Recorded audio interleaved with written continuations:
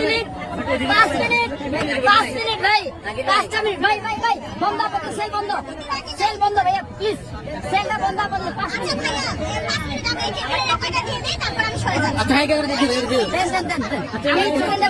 ভাইয়া ওই তার মানে ভোক্তা অধিকারের কোনো অভিযান নয়। জাকির চায় না এখানে অন্য কোনো ব্যবসায়ী ব্যবসা করুক। আগারগাঁওয়ের কেক ব্যবসায়ীদের মধ্যে জাকির কি তাহলে মাফিয়া বনে গেল?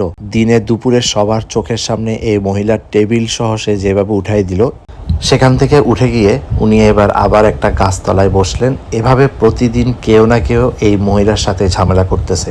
আমি এই মহিলার পক্ষে কোনো কথা বলছি না। প্রথমত এখানে রাস্তার জায়গা দখল করে কেক ব্যবসা করা যেমন অন্যায়, তেমনিভাবে এখানে একজনের সাথে ঝামেলা করাটা সেটাও অন্যায়।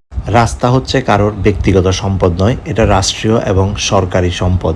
সো এখানে কাউকে যদি উঠাই দিতে হয় তাহলে সরকারিভাবেই হচ্ছে সবাইকে উঠিয়ে দিতে হবে। আপনারা সবাই নামে বেনামে রাস্তায় ব্যবসা করবেন, আবার আপনারাই আরেক ব্যবসায়ীকে দেখতে পারবেন না, এটা তো টোটালি প্রতিহিংসা।